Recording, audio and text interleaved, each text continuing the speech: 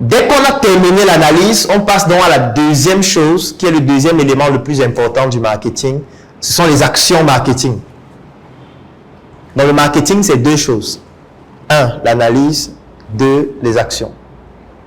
L'analyse a pour but de comprendre le comportement. Les actions ont pour but d'influencer et modifier le comportement qu'on a analysé. Est-ce qu'on comprend? Je vais prendre un exemple. Actuellement, dans notre pays, il y a une actualité en ce qui concerne les prados noirs. Aujourd'hui, quand on se balade en route, on voit une prado noire. On se dit, et si c'était le dernier jour? Pourquoi est-ce qu'on se dit, si c'était le dernier jour qu'on voit une prado noire, alors qu'il y a de cela 2 ans, on n'avait pas ce comportement? En fait, c'est un comportement qui a été influencé, qui a été modifié. Aujourd'hui, on a réussi à modifier notre comportement vis-à-vis de la prado. C'est du marketing. Pur et simple. Vous savez qu'il y a une conception qui a été faite. De cette conception, il y a une action qui a été posée. Et après cette action, nos comportements ont changé. Radicalement. Ça a tellement changé qu'aujourd'hui, ça fait peur de faire certaines choses, de dire certaines choses ou de poser certaines actions. C'est ça le marketing. C'est ça le but du marketing. C'est d'influencer le comportement des gens. Après, c'est à vous de définir est-ce que c'est positif, est-ce que c'est négatif. Ça, c'est pour vous. Mais pour la personne qui l'a fait, c'est atteint. Donc, le marketing ne concerne pas seulement les produits et les services. Le marketing peut même se faire dans un pays entier. Le marketing peut concerner toute une entreprise, peut concerner une marque, peut concerner une ethnie, ainsi de suite.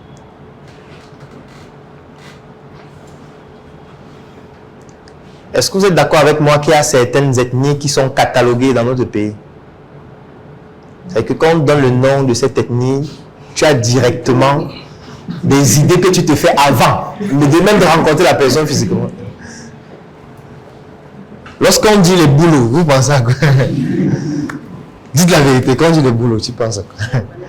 La vérité. Oui. Au FAF. Au FAF. Quoi d'autre? Quoi d'autre? Quand on dit les boulots, tu penses à quoi? Tu ne penses à rien.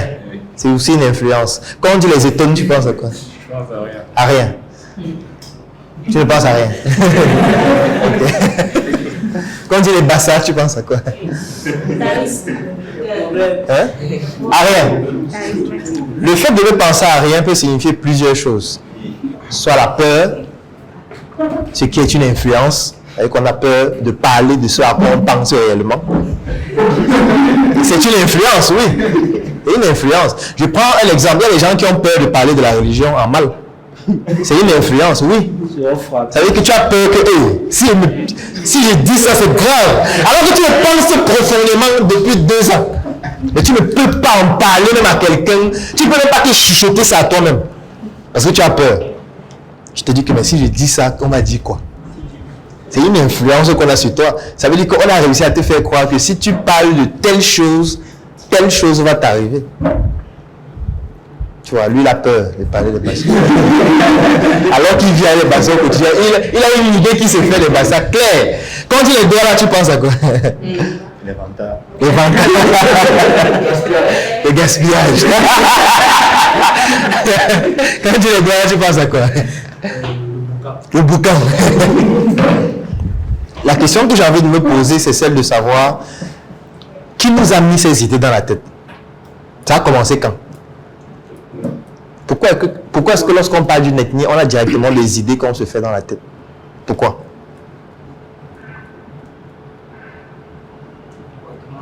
Il y a par exemple une chaîne sur YouTube qui est vraiment exceptionnelle. Je pense qu'ils sont sur Facebook aussi. Ce sont des gars qui font des comédies en s'habillant comme des Arabes. Donc ils sont habillés comme des Arabes, ils marchent avec des sacs à main.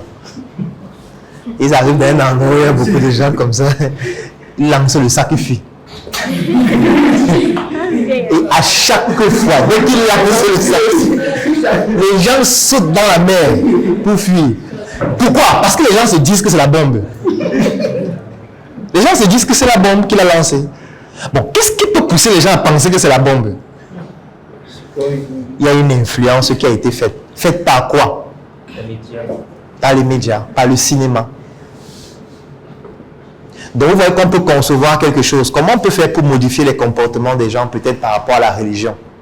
On conçoit, on analyse leur comportement, première étape. Et dans les actions, on se dit, on va sortir un film.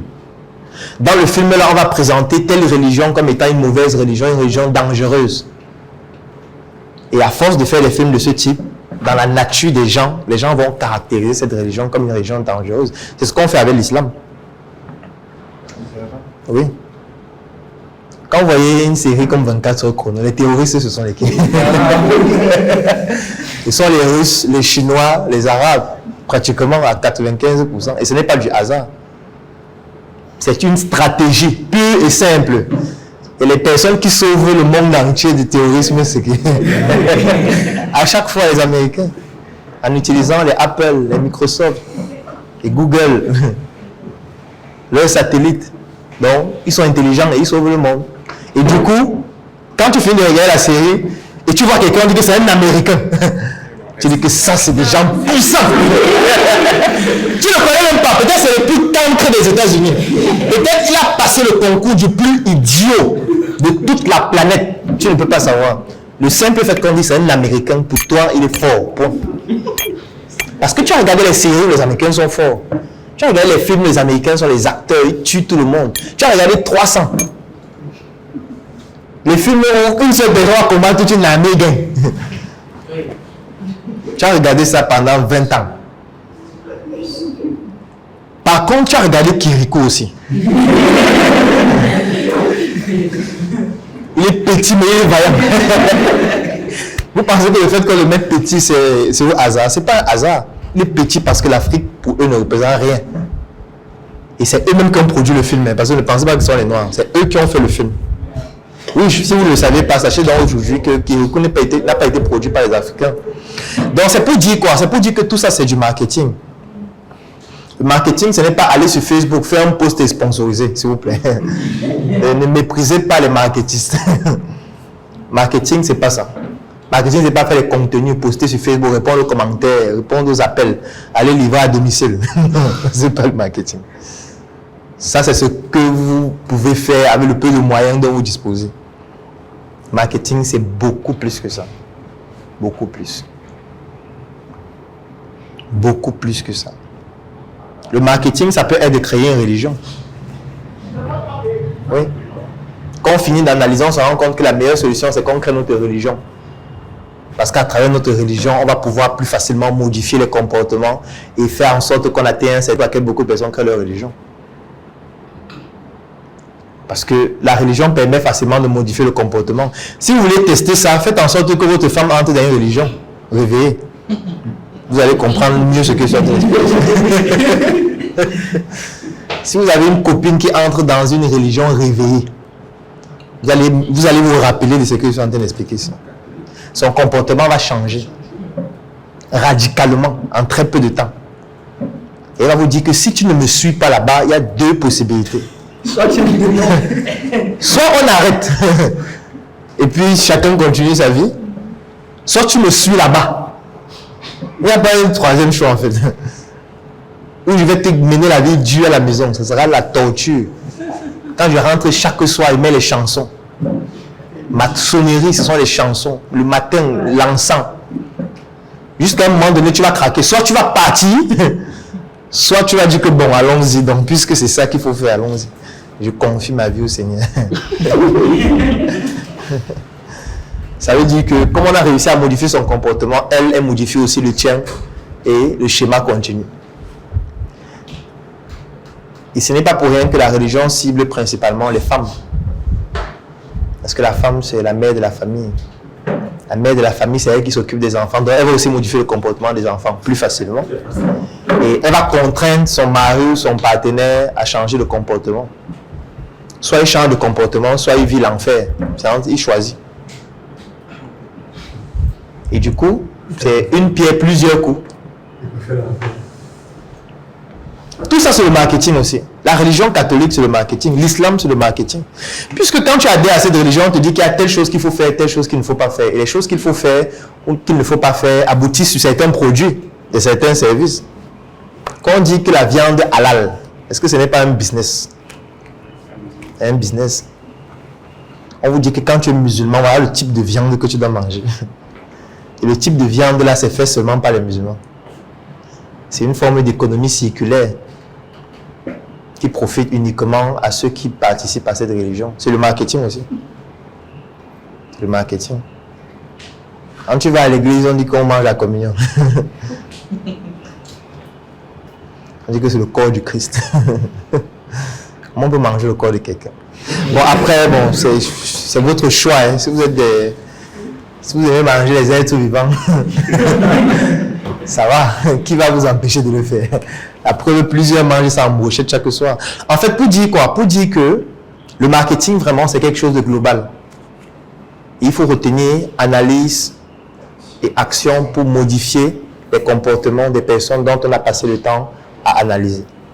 Cette capacité à oser m'a poussé à commettre plusieurs erreurs, à échouer, mais surtout cela m'a permis en plusieurs années d'accumuler une expérience que je vais partager avec vous à partir du 11 avril 2023, ainsi qu'un ensemble d'experts dans le domaine de l'entrepreneuriat avec deux objectifs à atteindre.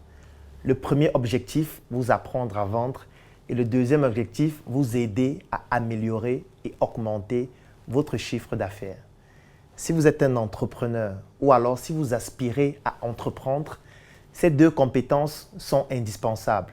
Apprendre à vendre et apprendre les techniques qui vous permettent de développer et augmenter votre chiffre d'affaires. Nous avons donc décidé de partager ces secrets avec vous qui sont puisés de notre expérience et surtout de nos échecs. Si tu souhaites participer à cette formation qui va débuter le 11 avril, qui sera exclusivement en ligne et qui est dédiée uniquement à 50 personnes, je vais laisser un lien dans la description de cette vidéo.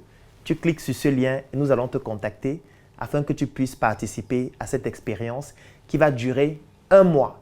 Ça veut dire pendant 4 semaines, plusieurs autres formateurs et moi allons t'accompagner à vendre pour pouvoir augmenter ton chiffre d'affaires et surtout devenir un meilleur entrepreneur.